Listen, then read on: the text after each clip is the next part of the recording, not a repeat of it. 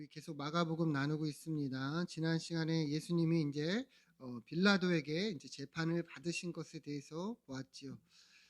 유대인들은 예수님을 이 로마 법정에 이 자칭 유대인의 왕이라는 죄목으로 고발을 했습니다. 사실 이들이 이제 정죄한 죄목은 신성 모독죄였죠. 그런데 이게 로마 법에는 사형죄에 해당하지 않기 때문에 이렇게 반역죄인 것처럼 거짓으로 고발을 한 것이죠.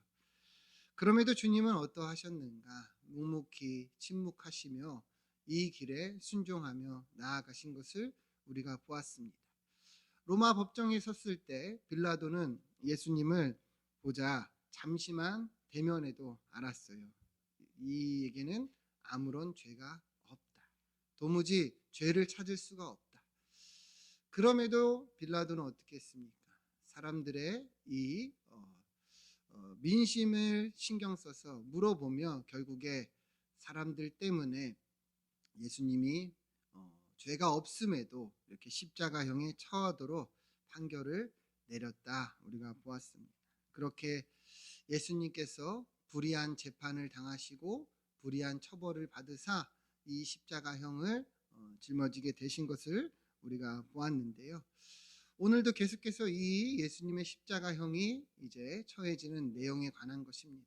더욱더 주님은 이 십자가를 향해 나아가시는데요.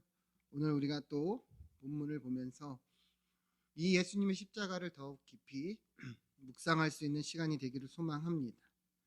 16절 말씀을 같이 한번 보면 이 십자가형에 처해지자 이제 이 로마 군인들이 예수님을 끌고 이 브라이도리온이라는 뜰 안으로 들어가서 온 군대를 모았다 얘기를 합니다. 이 브라이도리온이라는 뜰은 아마 로마 총독이 이제 근무하는 이제 관정을 의미하는데요. 학자들은 예전에 이제 헤롯 대왕이 사용했던 아마도 궁전으로 보고 그 앞에 있는 앞뜰에 이렇게 군대를 모은 것으로 볼 수 있습니다. 이때 이제 로마 군인들은 한 600여 명이 이곳에 주둔을 했는데 이 많은 군인들이 이제 예수님이 십자가형에 처해질 때 혹여나 밀란이나 소동이 일어날까 이렇게 모여서 미리 대비한 것으로 볼 수가 있습니다. 자, 그런데 이제부터 이어지는 내용을 보면 이렇게 모인 군인들이 예수님한테 어떻게 행하는가 17절을 보시죠. 17절 보면 예수님에게 자색 옷을 입히고 가시관을 엮어 씌웠다 얘기를 합니다. 자색 옷을 입혔다는 것이 무슨 의미인가? 기억하실 수 있는 분들도 계시겠지만 이 당시에 이 자색은 굉장히 이제 고급 관리나 왕족들이 입는 옷이었어요. 옷의 색깔이었어요. 왜 그러냐면 이 자색 옷을 내려면 당시에 이제 작은 홍합에서 이 염료를 추출해서 만들었는데 이 과정이 굉장히 어렵고 또 많은 시간이 들어서 이러한 색을 만들려면은 엄청난 이제 수고가 필요했기 때문에 비쌀 수밖에 없었다고 합니다. 그래서 굉장히 이제 왕족이나 높은 귀족들이나 입는 그런 색이었는데요. 그런데 이 군인들이 지금 예수님에게 자색 옷을 입혔다는 거예요. 십자가형을 받은 이 죄인에게 자색 옷을 입혔다. 왜 그랬을까요? 이것은 쉽게 말해서 조롱하는 거예요. 여러분 예수님이 앞서 무슨 죄목으로 이 십자가형에 처했죠? 유대인의 왕, 그죠? 자칭 유대인의 왕이라는 거예요. 로마의 어떤 반역하는 그러한 죄목으로 십자가형을 받았죠. 그러니까 이제 로마 군인들은요 조롱하는 거예요. 너가 유대인의 왕이야? 그러면 이러한 왕이 입는 옷을 입어야지 하면서 자색 옷을 입힌 거예요. 어떤 의미인지 아시겠죠? 조롱하는 거예요. 그래서 가시관을 엮어 씌운 것도 똑같죠. 이거는 이제 로마 황제가 쓰던 그런 면류관을 상징하는 거죠. 그런데 가시로 만들어서 야, 너가 왕이면 면류관도 써야 되지 않겠냐 하면서 예수님의 이 머리에 이 가시관을 씌운 거예요. 그래서 18절 보면 어떻게 합니까? 그렇게 한 뒤에 경례를 합니다. 마치 왕에게 또 황제에게 경례하듯 뭐라고 말합니까? 유대인의 왕이여 평안할지어다. 완전한 조롱이죠. 이 십자가형을 당하는 예수님한테 이러한 옷과 이러한 면류관을 씌우며 평안하라는 거예요. 예수님이 지금 십자가형을 당하고 있는데 평안하라 하니 이보다 더 조롱하는 말이 어디 있겠냐는 것이죠. 그런데 이것이 전부가 아닙니다. 19절을 보면 이들은 갈대로 예수님의 머리를 칩니다. 이 갈대는 지팡이를 뜻하는 건데 아마도 이 그 로마 황제가 들고 있던 그 규 있죠. 지팡이를 뜻하는 것으로 갈대로 만들어서 예수님에게 주었던 것 같아요. 그런데 이제는 그것을 가지고 예수님의 머리를 쳤다는 거죠. 여러분 한번 상상을 해보세요. 예수님은 이미 유대 법정에서부터 많은 채찍에 맞았습니다. 그리고 로마 법정에 와서도 십자가형에 처해질 때 로마 군인들이 또 채찍을 들어서 예수님에게 체벌을 가했습니다. 당시의 채찍은 전에도 나누었지만 그냥 채찍이 아니라고 했죠. 이 채찍에 동물의 뼈나 뭐 어떤 납 같은 거를 부착해서 한 번 때릴 때마다 살점이 다 뜯어져 나갈 정도로 극심한 고통을 가하는 그러한 형벌이었어요. 근데 여러 번 예수님의 이 체벌을 받으셨으니 주님의 몸이 남아나지 않았겠죠.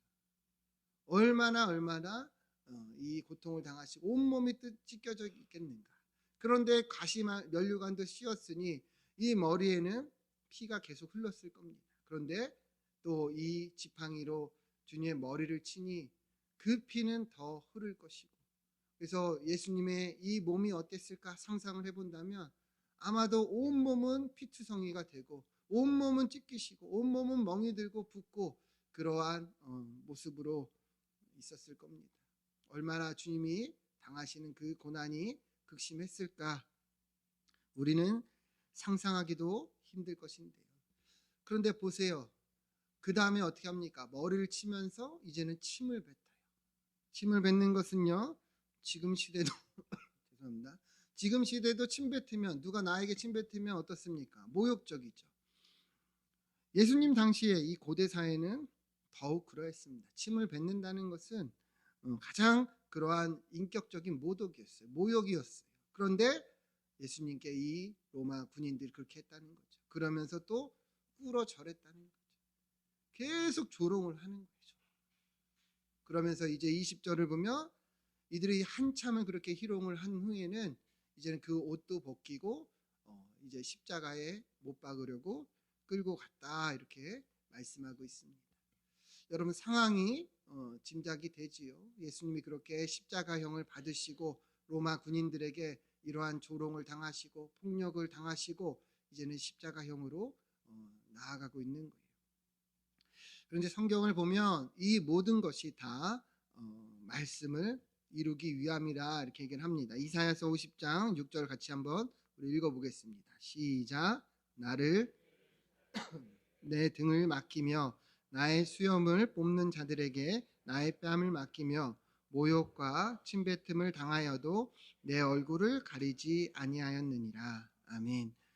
이사야 선지자는 이미 메시아가 당하실 고난에 대해서 이렇게 말씀을 했습니다. 나를 때리는 자들에게 내 등을 맡기겠다. 여러분 등을 맡긴다는 말이 무슨 의미일까요?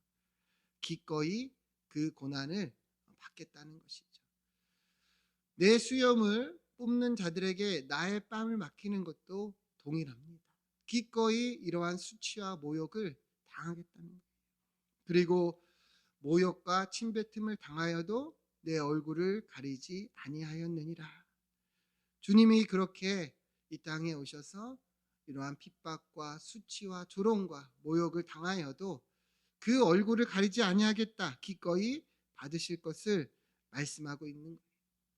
그런데 오늘 본문에서 어떻습니까? 예수님이 이 말씀대로 지금 이루고 있는 거죠. 이 말씀대로 행하고 있는 거예요.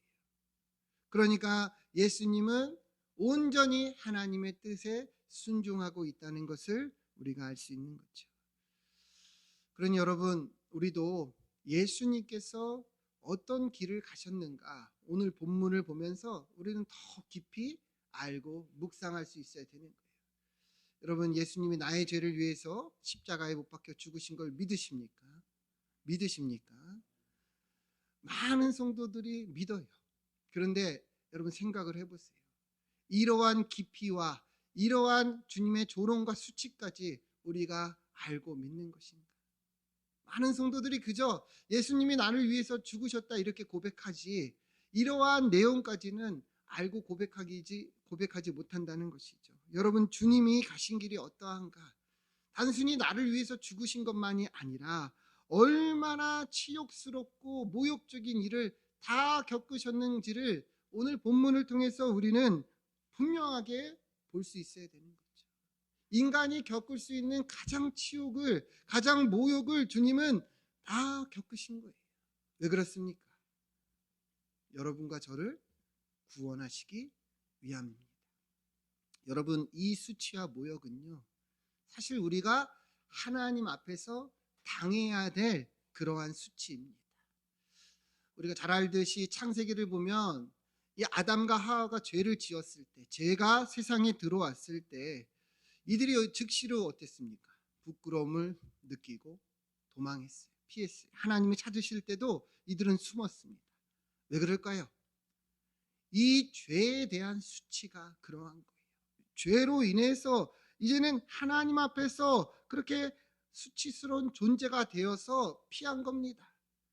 그렇게 죄가 들어오니까 인간이 하나님의 영광에서 멀어지고 하나님 앞에서 그렇게 모욕적인 존재가 되었다는 것을 상징하는 거예요. 왜 예수님께서 오늘 본문에서 이러한 수치와 조롱과 핍박을 당하시는가? 결국에 이게 우리가 당해야 될 죄로 인한 하나님 앞에서의 이 수치를 주님이 몸소 다 받고 계신 것을 말씀하는 거예요. 예수님이 이렇게 수치를 당하고 모욕을 당하고 핍박을 당하셨기 때문에 우리가 이제 더 이상 하나님 앞에서 부끄러움이 없게 주님은 하신 것입니다. 이해가 되십니까? 그냥 예수님이 십자가 앞에서 이러한 고난을 당하신 것이 아니라 여러분과 저를 이 죄에 대해서 부끄러움이 없도록, 수치가 없도록 주님이 그 모욕을 다 당하신 거예요. 그렇기 때문에 우리가 예수님을 믿는다 고백할 때 이러한 주님의 수치와 모욕과 핍박까지도 우리는 다 알고 그리고 믿고 고백할 수 있어야 되는 것입니다. 이러한 능멸과 모욕과 처절함을 주님이 나 대신하여 겪으셨기 때문이죠. 그 부끄러움에서 우리를 구원하시기 위해 주님이 부끄러움이 되신 것입니다. 그러니 여러분, 우리가 이 은혜를 알고 또 믿고 고백할 수 있어야 되는 거죠. 여러분, 예수님이 나를 위해서 무슨 일을 행하셨는지 우리가 바로 알고 또 믿고 고백할 수 있기를 축원드립니다. 이 놀라운 사랑 앞에 우리가 무슨 말을 할 수 있을까요? 주님이 나를 위해서 이러한 길을 가신 것을 알고 우리도 분명히 알고 주님을 따르는 이 길 앞에서 우리도 이러한 일들이 일어날 때 오히려 감사함으로 또 순종하며 나아갈 수 있기를 축원드립니다. 계속해서 보면 21절을 보면 주님이 그렇게 수치를 당하시고 이제 십자가를 지러 나아갈 때 마침 알렉산더와 루포의 아버지인 구레네 사람 시몬이 시골로부터 와서 지나가는데 그들이 그를 억지로 같이 가게 하여 예수님의 십자가를 지우고 골고라 하는 곳에 이르러 이렇게 말씀합니다. 무슨 말이냐?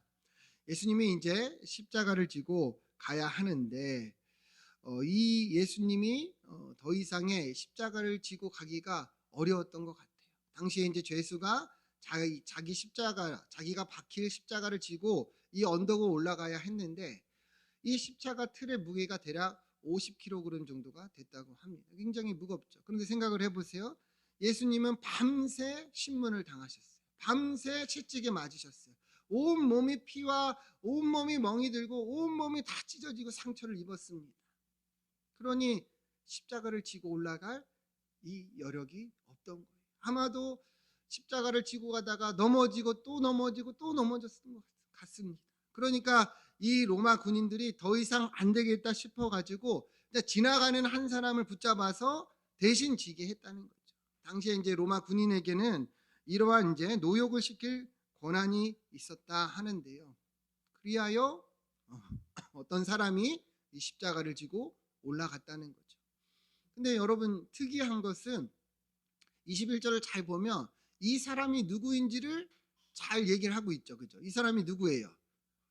알렉산더와 루포의 아버지인 구레네 사람 시몬이라 이렇게 얘기를 합니다. 정확히 언급을 합니까? 언급을 안 합니까? 언급을 하고 있습니다. 왜 언급을 할까요? 이유가 있기 때문이죠. 우리 로마서 16장 13절 말씀 한번 같이 읽어볼까요? 시작. 주 안에서 택하심을 입은 그의 어머니에게 문안하라. 그의 어머니는 곧 내 어머니라. 아멘.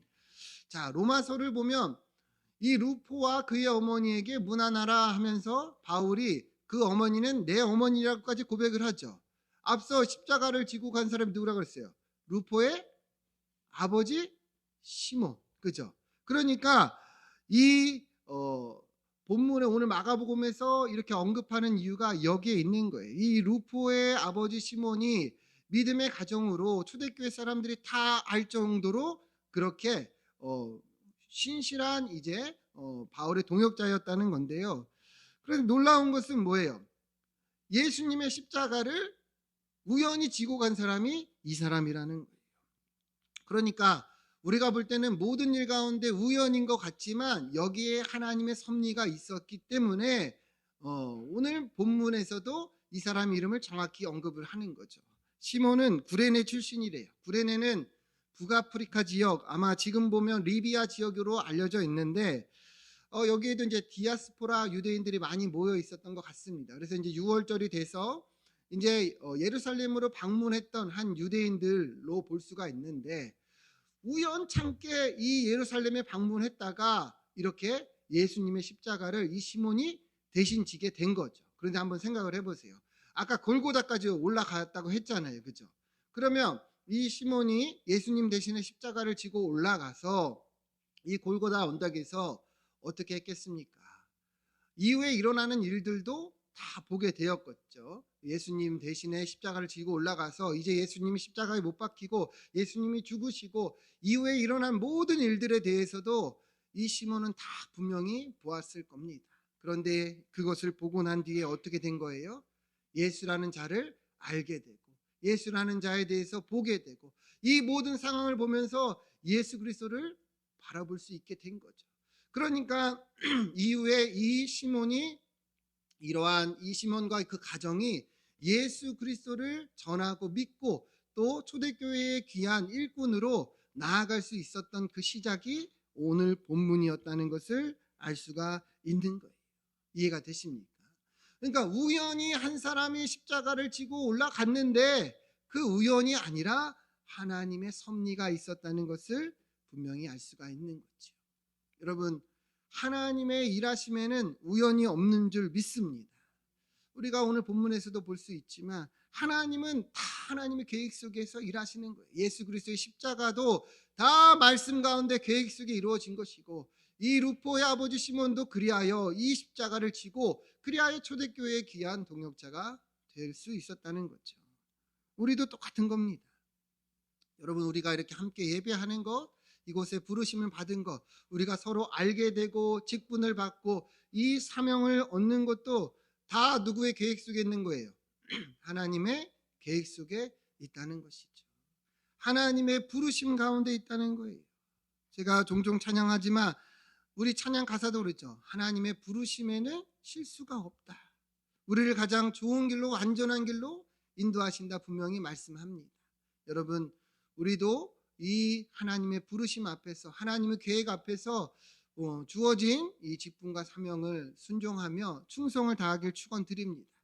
지금은 별거 아닌 것 같아도 이 시몬이 큰 인물이 되고 동역자가 된 것처럼 우리의 이 부르심 앞에서 우리가 성실히 감당하고 나아갈 때 우리의 10년이 20년이 우리의 자녀와 우리 손들이 하나님의 귀한 동역자로 쓰임받는 인생이 될 줄로 믿습니다. 자, 그렇게 시몬이 대신 십자가를 지고 이제 골고다에 올라갔어요. 생각을 해보세요. 이제 예수님께서 이제 십자가형을 당하기 직전입니다. 이제 로마 군인들이 어떻게 하느냐? 23절을 보면 몰약을 탄 포도주를 주나 예수님이 받지 아니하시니라 이렇게 얘기를 합니다. 몰약을 탄 포도주가 뭐냐? 그러니까 쉽게 말하면 이제 마취제 같은 것들을 이제 섞어서 준 거예요. 당시에 이제 십자가형이 너무도 고통스럽고 처절하니까 이렇게 이제 마취제 같은 것을 줘서 이렇게 죄수들이 처형당할 때 고통을 좀 경감시키게 하려고 했었는데 예수님이 이것을 받았다는 거예요, 안 받았다는 거예요? 안 받으셨다는 거예요. 왜 안 받으셨을까요? 여러분 잘 생각을 해보세요. 예수님이 지금 왜 십자가를 지시고 왜 십자가형을 당하시는가? 이것이 다 우리의 모든 죄에 대한 처벌이죠. 그렇죠? 그러니까 예수님은 온전히 이 모든 죄를 담당하기를 원하셨다는 거예요. 조금도 경감하지 않으시려고 온전히 자기 몸을 다 받으시고자 이러한 몰약을 탄 포도주조차 거절하셨다는 것을 알 수가 있는 거죠. 그러자 이제 로마 군인들이 예수님을 어떻게 합니까? 십자가에 못 박습니다. 당시에 이제 십자가에 못 박을 때는 이제 먼저 이 나무 형틀, 십자가 형틀에 죄수를 누인 다음에 양쪽의 손목에 이 수평을 잡아 이 손목에 대못을 박았다고 합니다. 그러니까 먼저 양팔에 못을 박은 후에 그리고 이 십자가를 들어 올립니다. 그러면 양팔로 이렇게 지탱이 되겠죠. 그 다음에는 발을 묶어요. 묶은 다음에 거기에 이제 균형을 맞춰서 이제는 발목에도 못을 박았다 하는데요. 대략 그 못의 크기가 지름이 한 1cm 정도 되고 길이는 한 15cm 정도 됐다고 합니다. 어떻게 보면은 크지만 또 어떻게 보면은 큰 것도 아니에요. 그러니까 그 15cm의 못을 사람 이 뼈에 박는다고 한다면 완전히 그냥 뼈를 으깰 정도로 박아서 나무에 고정했을 거라는 것을 우리가 짐작해 알 수가 있는 거죠. 여러분 그렇게 양팔에 못이 박히고 이 발목에 못이 박혀서 십자가 이 틀에 매달려 있다고 생각을 해보시죠.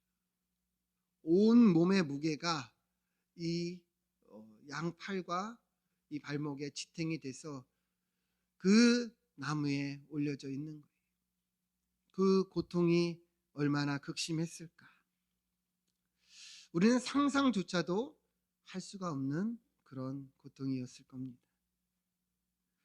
예수님이 이 십자가에서 죽으셨다고 우리가 고백할 때 이 의미를 우리는 알고 고백할 수 있어야 되는 겁니다.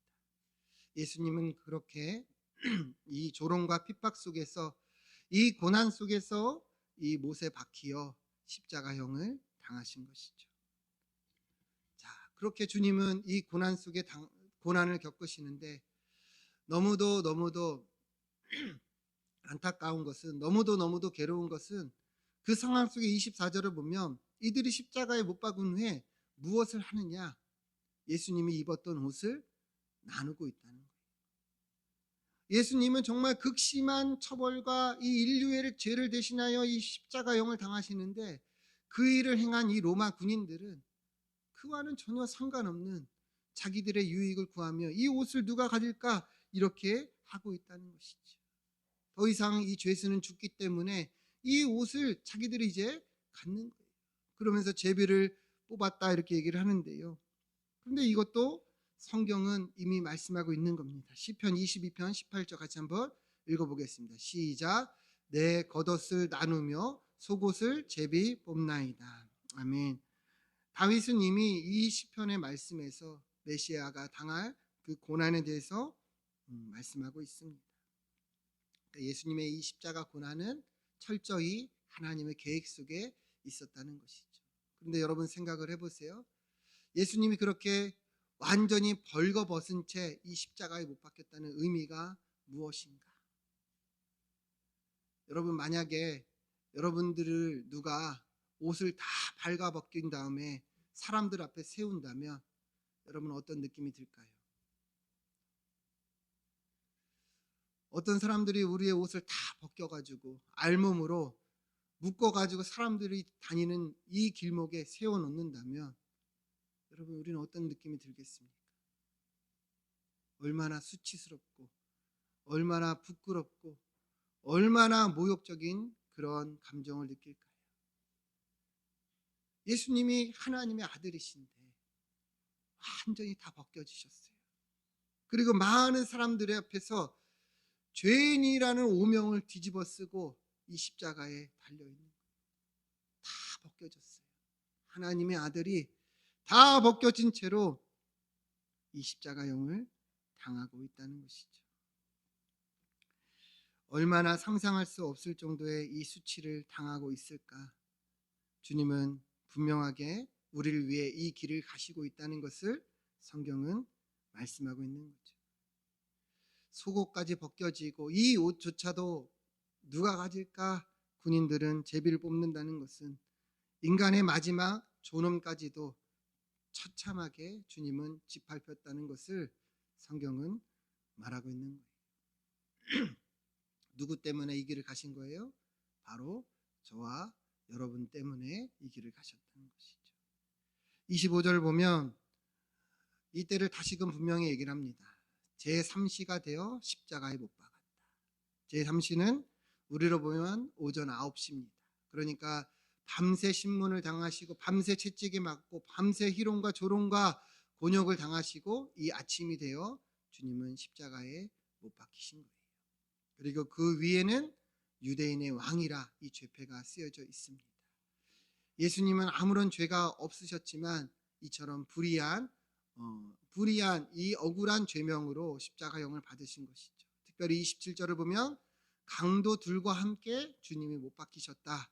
하나는 우편, 하나는 좌편에 이 강도들이 놓여져 있었다 얘기를 합니다. 이 의미가 뭘까요? 예수님이 그처럼 똑같이 죄인과 같이 되셨다는 거예요. 예수님은 죄가 없으신데 죄인이 되셔서 죄인들처럼 그렇게 심판을 받고 계시다는 것이죠. 이어지는 내용을 보시죠.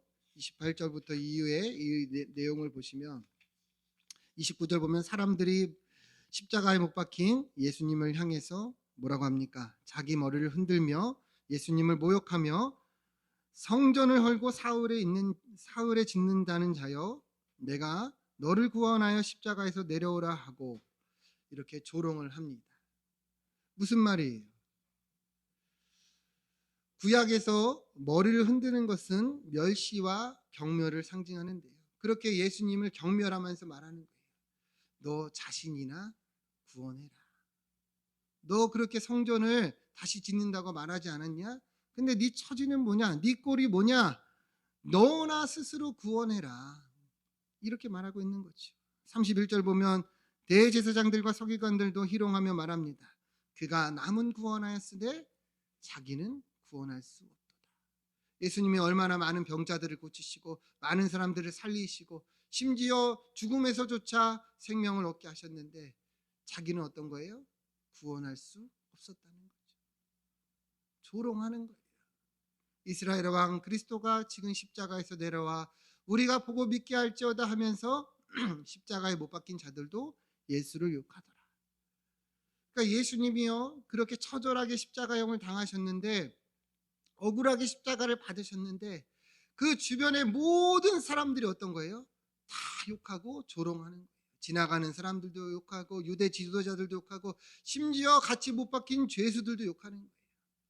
온몸이 발가벗긴 채로 주님은 이 처절한 수치를 당하면서도 주변의 모든 사람들도 주님을 조롱하고 욕하고 핍박했다는 것이죠. 예수님이 당하시는 이 십자가의 의미가 이러한 거예요. 주님은 홀로 이 모든 것을 다 짊어지셨습니다. 그런데 놀라운 것은 뭐예요? 저들이 말한 내용이 맞아요.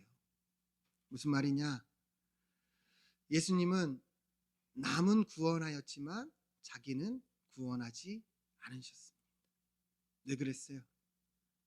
이것이 우리를 위한 길이었기 때문이죠. 여러분 만약에 예수님께서 자기를 구원하고자 십자가에서 내려오셨다면 우리는 아무도 구원을 얻을 수가 없었을 것입니다.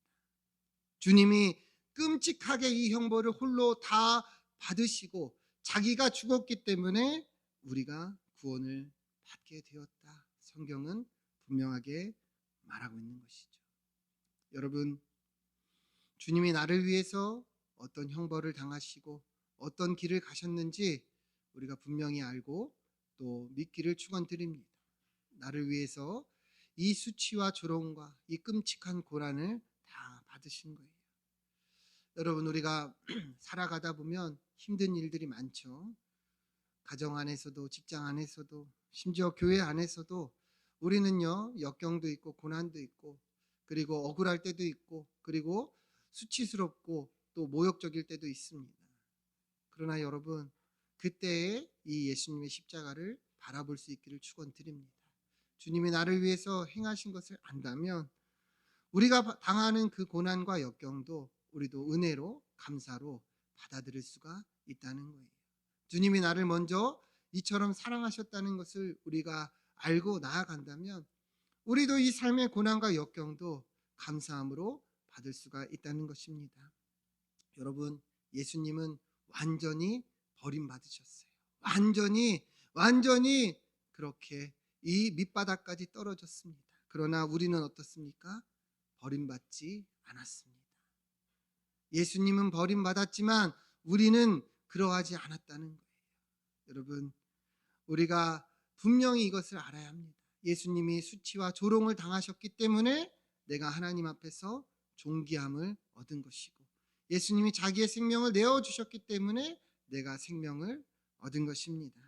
주님이 나를 그렇게 사랑하셔서 이 길을 가신 것을 알고 우리도 그 사랑을 누리며 감사하며 이 사랑을 전하고 실천하는 우리 모든 성도님들 되시기를 축원드립니다. 예수님의 십자가에 우리의 정체성이 있고 우리의 이 존재의 이유가 있습니다. 주님이 나를 그렇게 사랑하신 그 사랑으로 여러분, 이 은혜를 회복하고 감사함이 살아나는 우리 모든 삶이 되길 축원드립니다. 기도하겠습니다.